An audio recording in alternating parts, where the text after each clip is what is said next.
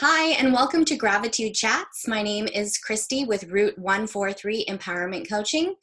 Gravitude Chats is a series basically to highlight the stories of inspirational people who have a track record of living their lives using the characteristics of grit, gratitude, and gravitas. And today I am over the moon thrilled to share the story with Alena Galan, and her mom, Marcia, is with us as well. I had the pleasure of meeting Alena and her mom at a company that I worked for in my past life. And these two ladies made a major imprint on my life. Alena is a powerhouse inspirational person.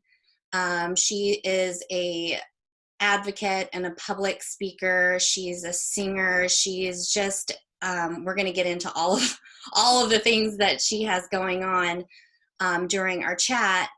But something that is really challenging in her life, but also I'm gathering a very big motivation, is this disease that she has, which is called MPS 6.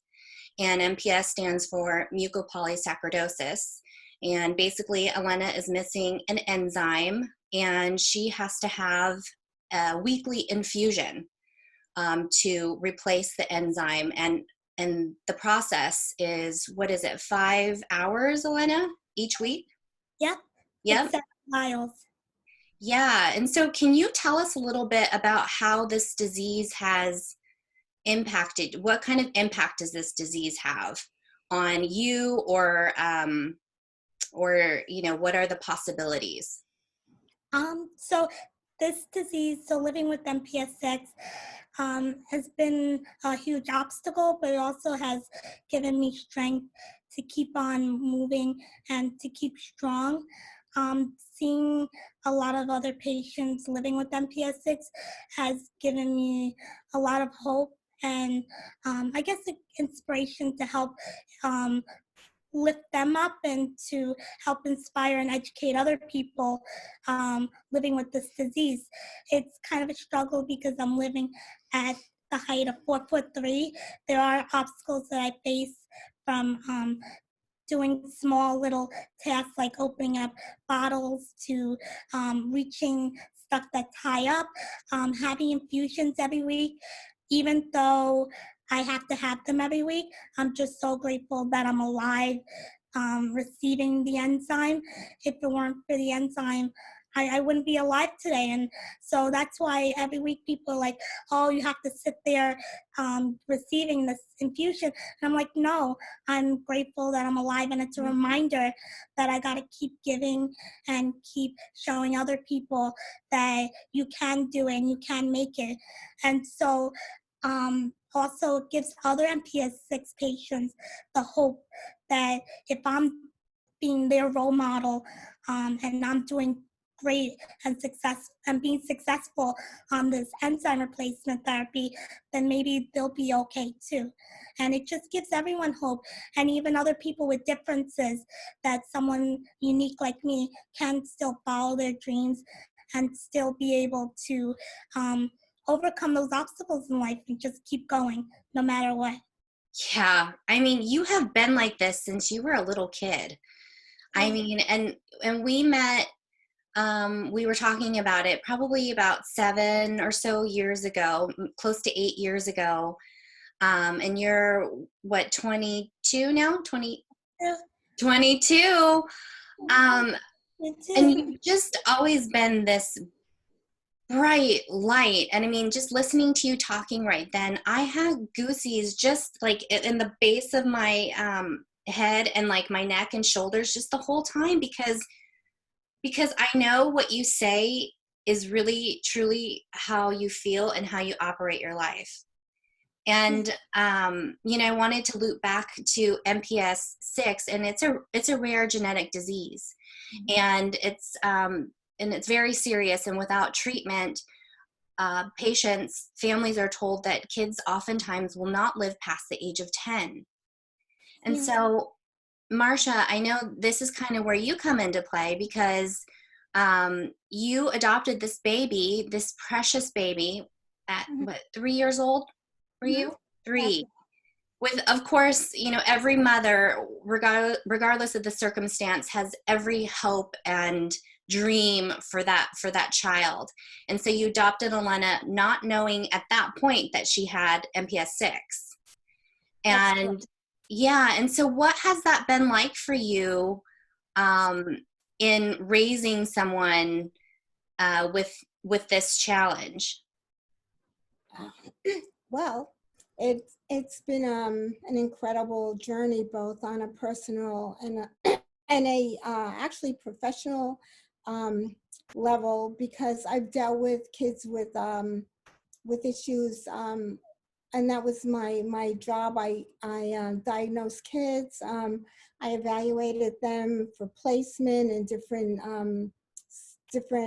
institutions or schools, and I really wanted to have this child that was going to be healthy. And so I actually went through so many,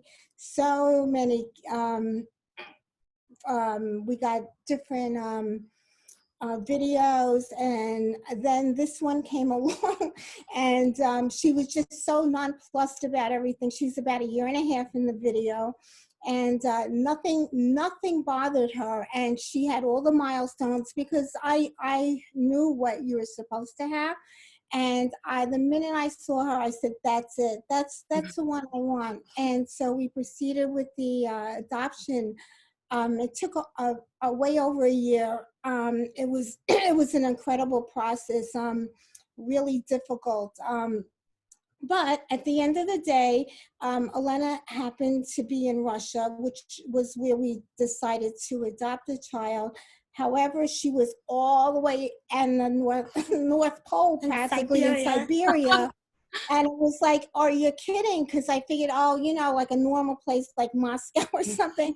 So so then, on top of having to just fly to Moscow, we had to take another plane again, all the way near Afghanistan, practically, where it was right after the attack on 9/11. So it was very frightening.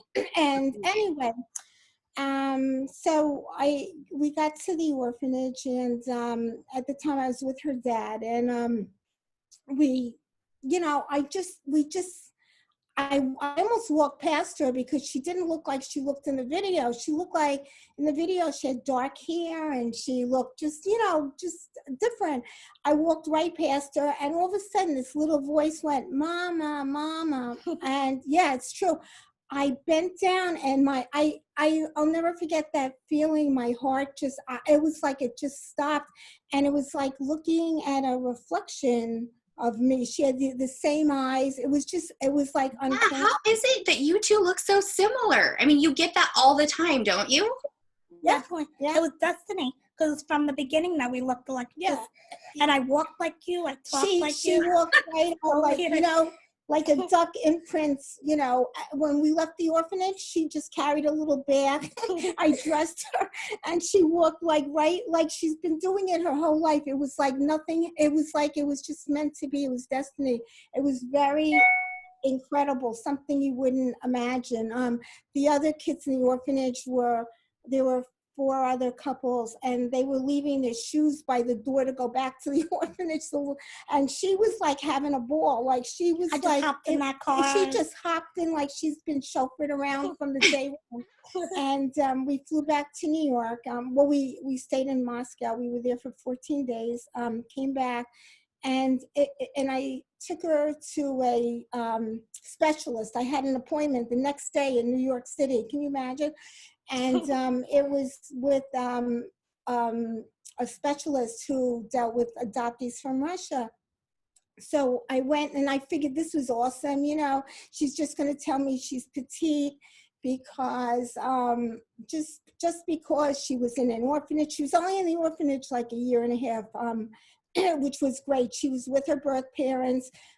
She had no issues of separation or being institutionalized, none of it, there was nothing.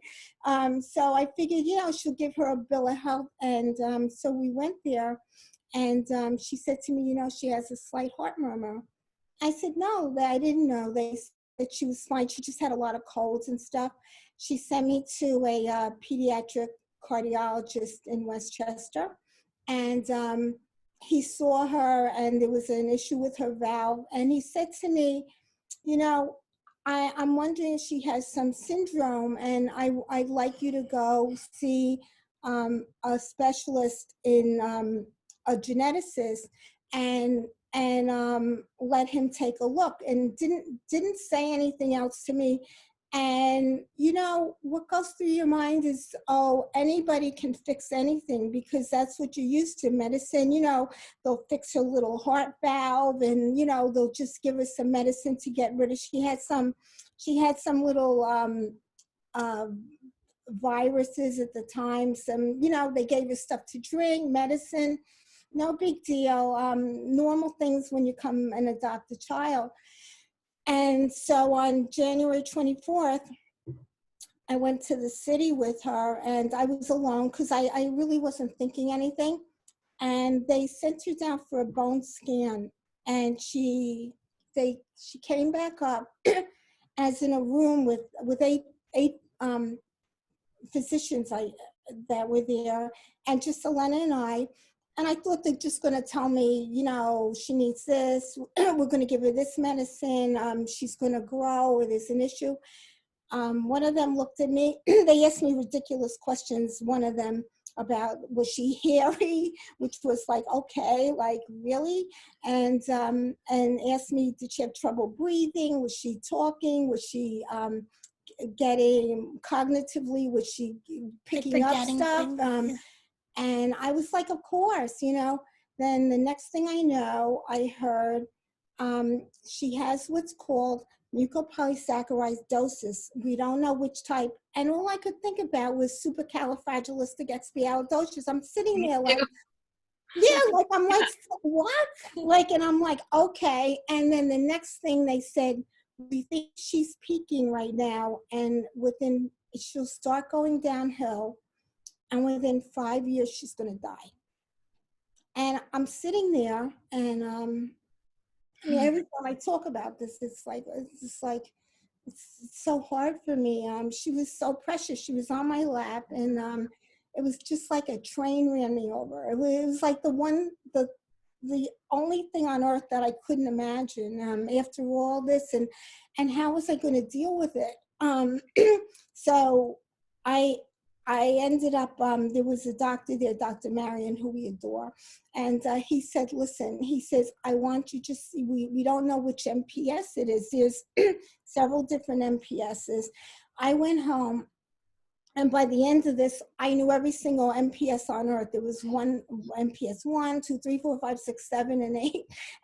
And so we stayed on the phone, and I said, I think she has MPS 6, but it could be MPS 1. And anyway, they sent her blood work out, and it took like several weeks, and it came back, and lo and behold, it was the MPS 6. And guess what? There was an enzyme they were working on. BioMarine was working on it.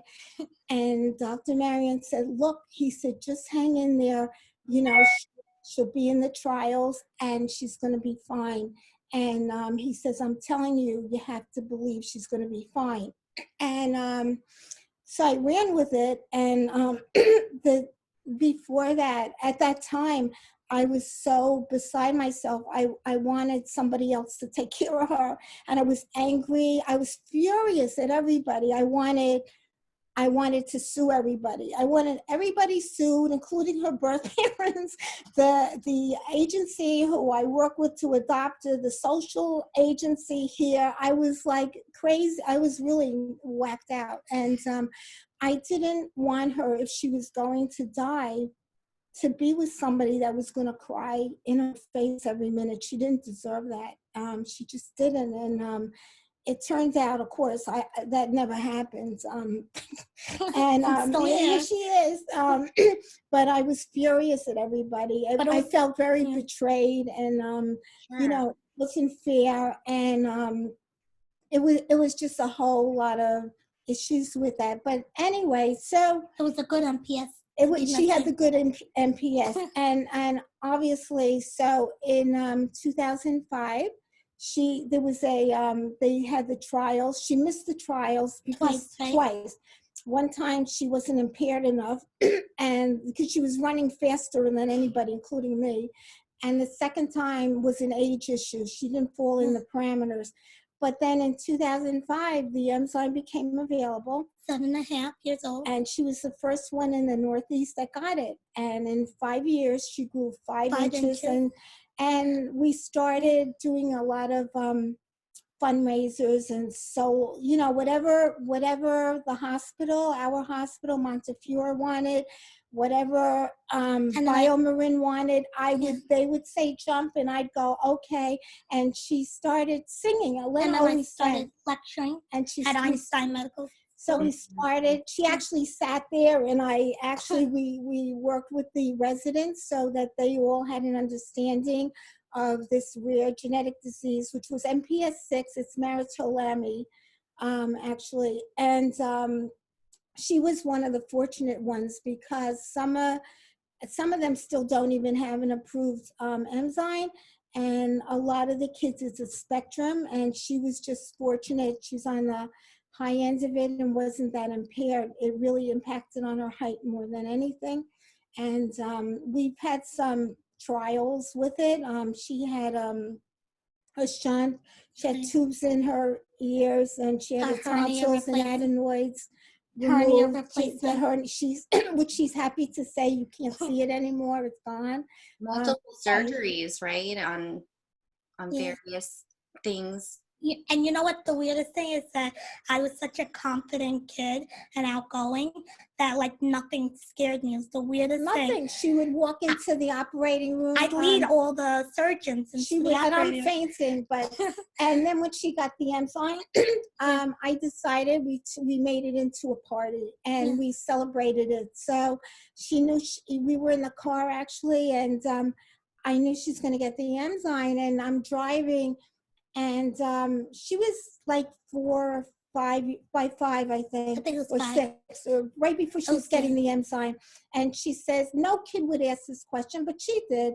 Is it a pill or is it a shot? And I was like, I knew the answer. Of course, I almost crashed when she asked me that. And it was actually earlier on. And I was probably one of the few times I didn't tell her the truth. I told her I didn't know. And right when I knew she was going to start getting the enzyme, we talked about it. And she said to me, what will happen if I don't do it? And I said to her, you'll die. And I'll never forget her face. She just looked at me like, and I could see the wheels going. I just could see the whole thing. And she turned to me and she says, okay, I'll do it. Well, since you put it like that. But it was scary because, you know, I mean, the whole idea of getting an infusion, I mean, I knew what it entailed. It really was, you know, I never lied to her, you know, except that one time when it was too early to tell her.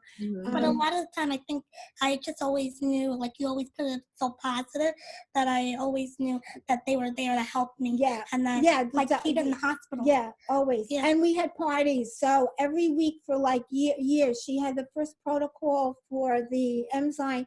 She had to go to the hospital every year to get it. And she'd have huge parties, balloons, presents, every week a new present. Just to celebrate life. We celebrated life. And also the first year she came home, and it was a lot, but it was worth it because she understood that through all of this, that she was so fortunate and lucky, and that she had the gift of life, and that it was up to her what she did with it. And she ran with it, and here's where she is today. So now I'm singing. Yeah. I know. I wanted to talk about, you know, Marcia, you were saying how, you know, when you first heard the news about Alena's diagnosis, like you had all these emotions of just, you know, feeling angry and betrayed. And so where did you go? How did you turn that around? Um, I think a lot of it had to do, and he always gets annoyed at me, but Dr. Robert Marion, who was a geneticist from Montefiore, if it wasn't for him, I think I would have jumped out of a window. And also the support of my very good friends. They were awesome about it. Everybody fell in love with her. I spent many nights just, you know, just worried and scared. But somehow it just, you know, I was just coping with it because I mean, there was a reason for her to be here, and there was a reason for me to have her. And the reason was that I was going to do everything I could to make her life beautiful. And I think even that, and just in my heart and spiritually, it just let me run with it. And also, we started getting involved with different organizations who were awesome. I wasn't alone, and Alena was like just a ball of light, sunlight, and she made it easy for me, and you couldn't help but love her. And actually, she gave me the solace and the hope for her and for us that everything was going to be okay. And and I was working at the time. People were like wonderful. I had great support, and I never we never acted like she was sick. It wasn't, she was sick. And I always tell her this, you know, like kidding around even now. I say to her, you know, you had to screw this up. I had it all down 100%, and you had to be missing that enzyme. Because you messed up the order. I messed up the order because people say, you know, like, you know, oh, you look alike. And I say, yeah, I got her out of a catalog. So we make a joke, like I messed up the catalog order, got messed up. They forgot her enzyme. So, you know, and it's always been like that. It's always been where I just, you know, I knew she was going to be okay. And I love that you two, you know, even though the disease is severe and it requires a lot of sacrifice even to have treatment, and even then, you know, there's so many other complications that come out of the disease. But I love how the two of you are able to accept it for what it is, joke about it, you know, not about the disease, but, you know, kind of have fun in your lives despite the disease, and that you actually use it as a source of inspiration in your life. And so, Alena, I mean, I know you hear this all the time, but you are just incredible. And so you're just finishing up your MBA. You are a singer. I know you've done performances on huge stages, huge crowds. You are a motivational speaker, news anchor, podcaster. Carnegie Hall. What was it? Carnegie Hall. Yeah, Carnegie. I mean, come on. Like all these things. So where does that come from? Where do you get that? I think just ever since I was a kid, I always had the drive to keep going, to keep doing big things. And I wanted to be able to inspire people and show people that even someone so small can have that big voice. And I think that always being so bubbly and waking up smiling every day, I just felt like I had the purpose and a reason to give back and to show people my gift of singing and give back. And give back. And that's how we always presented it. It was a gift, and now you give back because you got that gift of life. I got the gift of life. And since she was little, I just instilled that in her always. You got a gift. Nobody gets that kind of gift. You were lucky enough to get it. You were fortunate enough to get it. Now you give back. Yeah. And she did. And she does. Yeah. And I just want to live life to the fullest and take every opportunity while I'm living to be able to give back. Yeah. That's just amazing. So And what yeah. is, Oh, I'm sorry. And then also like singing, that was a huge thing or a gift that really got me through a lot of obstacles and hard times. I think even I used to sing 24/7 from when I woke up to when I went to sleep. And I sang too. Oh, yeah, gosh. She was nice to me though. I love that. It kept me going. It kept me like keep the faith and just keep the hope that bigger and better things are going to come along, and I'm going to be able to tell people, even sing and show my story through my voice. Yeah, for sure. I mean, your performances, and I've gotten to see some of them in person, were just moving. And and I have to say before it slips my mind that meeting the two of you really put such a huge impact on my life. And I spent a big chunk of my professional career at the company that manufactured the therapy that you are on. And it's because of you guys and people like you that put meaning behind what I did. And that made a huge difference in my life, and certainly has shaped, who I've become and who I continue to become. So thank you for that. And thank you for being a special part of our life. Exactly. You touched our hearts in so many ways. In many ways. You're special. Yeah. Oh my gosh, you guys. So tell us what's next. So what's next? Don't look at Ready? Yes, tell us. Oh, this is a good one. So we're going to be on a reality, well, actually, it's airing May 24th, and we're going to be on a reality show on TLC called Smothered. Because my mother smothers me, and I smother her in another way. Yes. We don't know who's the mother. We don't know. It's so funny. She grounded me. She thinks I'm not that grounded. No, not yet. I love that. So May 24th. Yes, May 24th at 10 p.m. Okay, great. So how do you feel? Was it? That's the premiere. The premiere, yes. It's on my calendar already, and I can't wait.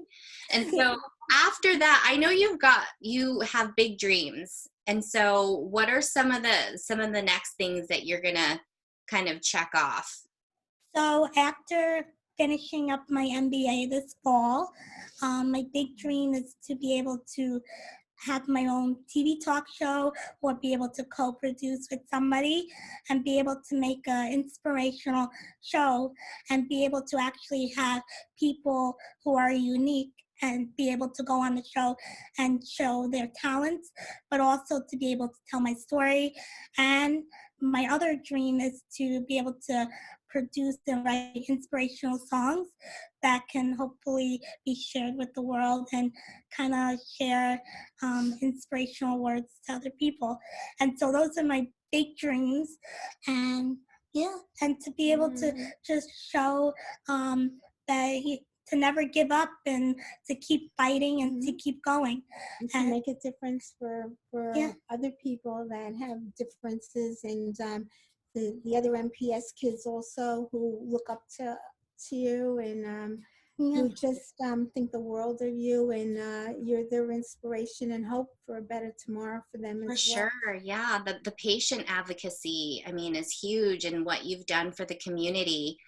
The both of you, I just think it's amazing how much time and effort you've put into making sure that you are representing the community and giving them hope.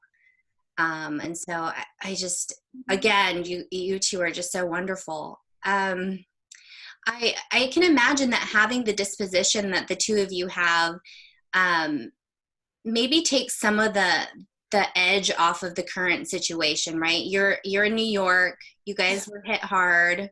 Yes. There's a lot of restrictions right now. Oh, so how are you doing with the current status? Yeah, so right now, I've been actually doing a lot of my schoolwork, so completing my MBA, but also we're staying safe and healthy by staying inside. Mama's been making delicious food, Yeah.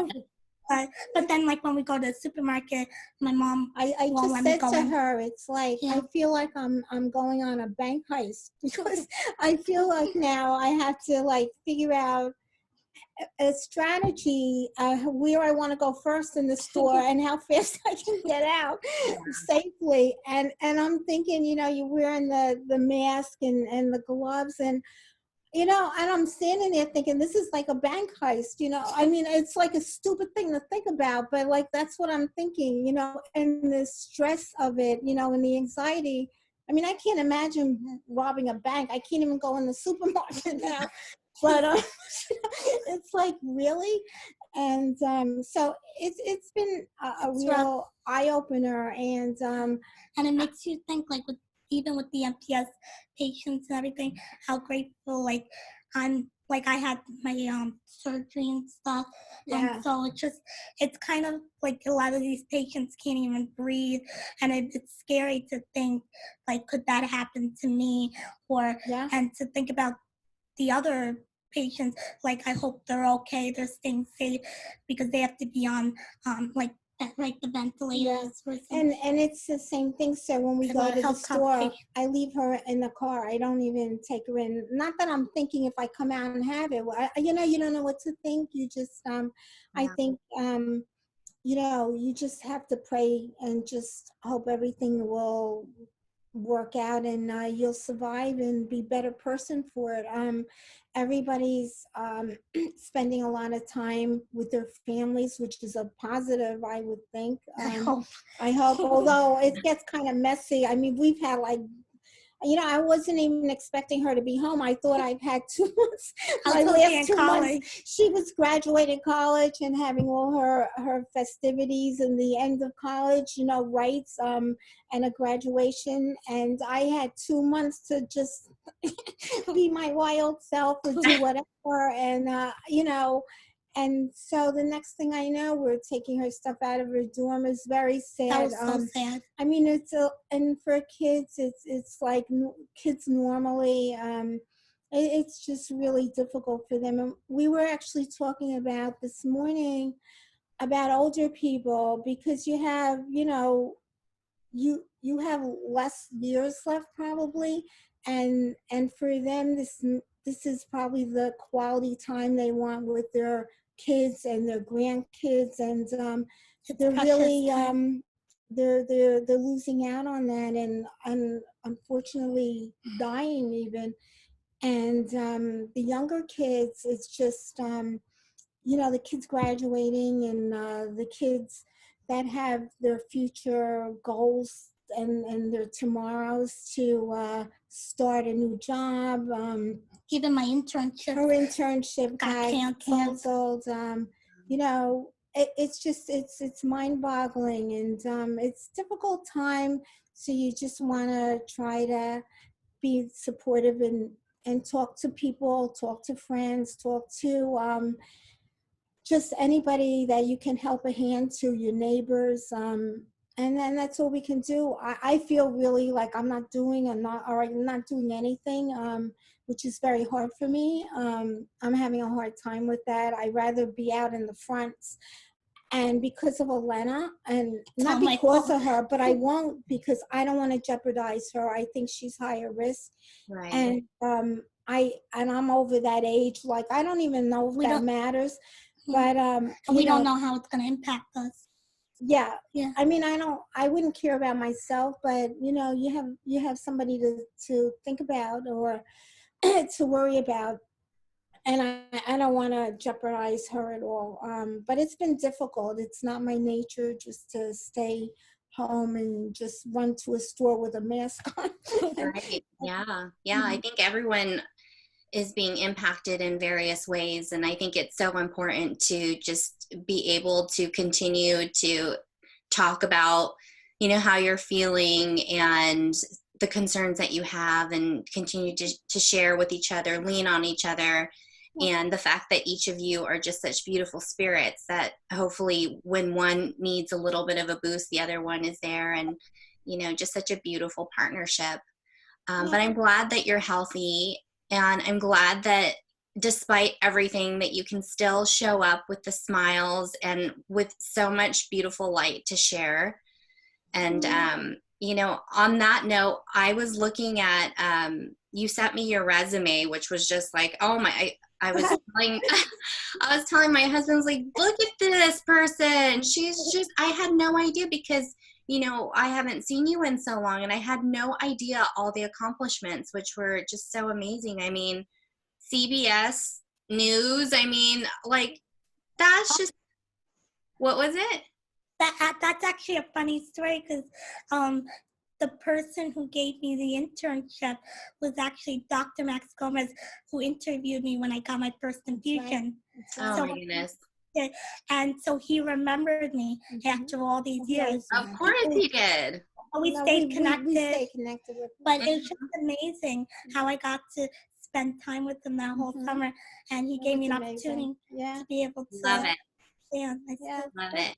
It's full circle. It's full circle for sure. Yeah. And then on your resume, I love that you put kind of like a hobbies and special interest section. But one thing that stuck out to me that was so you was that you put on there becoming. Becoming. And like, who puts that on their resume? You do.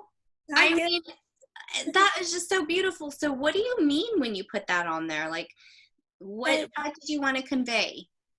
That I'm still developing, and that I'm still becoming me, and that there's so much more to learn, and to be able to help others, and to show that I can still expand my horizon as an individual and a role model for other people. Ugh. Yeah. Man, I'm just being, my cup is and my light is always shining. Yes, it is. I don't know where you get that kind of energy from. It's unbelievable.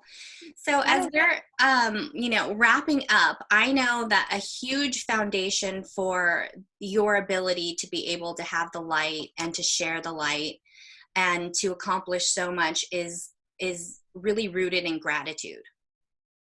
And so before we wrap up, I'm hoping you can share with us some of those, just a few things that you're just profoundly grateful for in your life. Well, a few things that I'm definitely grateful for in my life is my mama. She means so much to me, and if it weren't for her, I wouldn't be alive today. I wouldn't be here to be able to share with other people and make that difference in other people's eyes. And also, I'm just so grateful to be alive, to be able to smile, and to have a voice that I can share with other people. And it's just a true gift to be here today, to be able to talk to you. And I actually never in my wildest dreams thought I'd be here today on TV, inspiring people and actually being alive, and not, I guess not like with living with the disease. It kind of scared me as a kid, thinking that I was going to end up or with a lot of health issues and a lot of complications, and to be, I guess, more like not as severely impaired. It's just shocking to me, but I'm also so grateful for it, because I get to be able to live as normal of a life, but also be able to inspire people. Big things come. Big things do come small packages. Oh my gosh. I mean, yeah, I thank you both for your time today and for sharing your story with us and for sharing your light with us. I mean, you are just such a bright spot. And I know that whoever watches this will be able to pick that up as well. It certainly resonates and it comes through. You're just kind of a super being. And I wish you continued and ongoing success. I know that I'm going to be contacting you on May 20, well, maybe May 25th, because it'll be late, and be like, I watched it. And yeah, and I want to stay posted on all of your future successes, because I know that you are just a trailblazer and you're going to continue going. And there are so many more people that need to feel the light and the love that you give wherever you go. And so thank you both so much for your time today. Thank you so much. Thank you. And this is Christy with Route 143 Empowerment Coaching. Thank you for tuning in, and hope that everyone stays well.